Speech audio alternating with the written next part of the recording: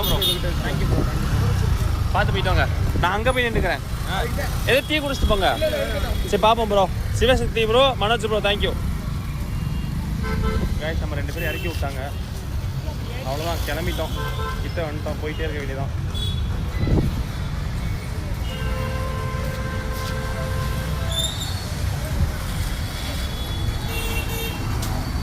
அருமையாக இருக்குது.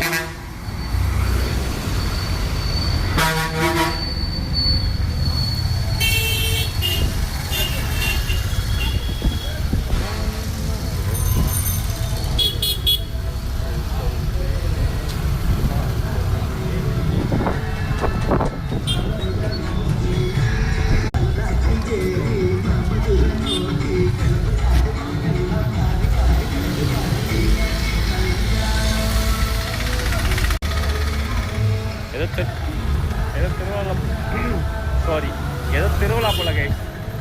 கோயில் திருவிழா, பண்டிகை. சேலம் பஸ்ஸில் சொல்ல போனால்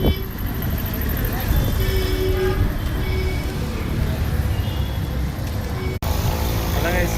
மனோஜ் ப்ரோ இறக்கி விட்டு போயிட்டா. அப்படி இனி பஸ்ஸு பிடிக்கணும். ஒன்றும் இல்லை, நான் இன்றைக்கி வந்து அப்பாயின்மெண்ட் கொடுத்துருந்தோம். அதாவது எனக்கு அப்பாயின்மெண்ட் கொடுத்துருந்தாங்க டென்டல் ஹாஸ்பிட்டலில். நான் நேற்று வந்து வீட்டில் அப்பா அம்மாட்ட சொல்ல மறந்துட்டேன். நானும் மறந்துட்டேன். எனக்கு ஒரு வேறு பிளான். ஆக்சுவலாக கேம் கூட போகல, வேறு பிளானு. அந்த பிளான் என்னன்னு சொல்கிறேன். ஒன்றும் இல்லை, வீடு பிடிக்க போனோம். அதுக்கு போகிற என்ன கிளம்பி போனவங்க இன்றைக்கி தான்.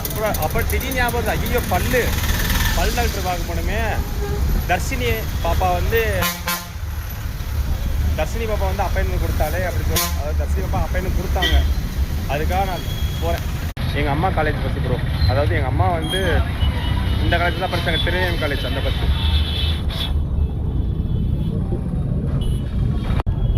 ஓகே, எனிவேஸ் அதனால் திடீர்னு இப்போ தான் ஞாபகம் வந்து எப்போ 6 மணிக்கு ஆக போது இப்போ ஞாபகம் வருது. 6:30 ஆயிடுச்சு. நான் 6:45 சொல்லி வச்சுருக்கேன். ஒரு ப்ரைவேட் பஸ்ஸை பிடிக்கணும், அடிக்கணும், ஓடணும். ஓடுறப்ப ஆதித்ய பாலாஜி ஹாஸ்பிட்டல் முன்னாடி தவிலான் இருக்கேன். வேறு வழியே இல்லை. யாரும் லிஃப்ட் கேட்டு போயிடலாமா பேசாமல், யோசிக்காமல். ஆனால் சரி சங்கடம் வேணாம். மனோஜ் ப்ரோ இருந்தாலும் லெஃப்ட் கேட்டோம். சரியா தெரிஞ்ச ப்ரோ சைனப்பில் வேலை பார்க்குறாரு. லெஃப்ட் கேட்க வேணா. பாய் கைஸ், பாய். நான் போயிட்டு கால் பண்ணுறேன். அது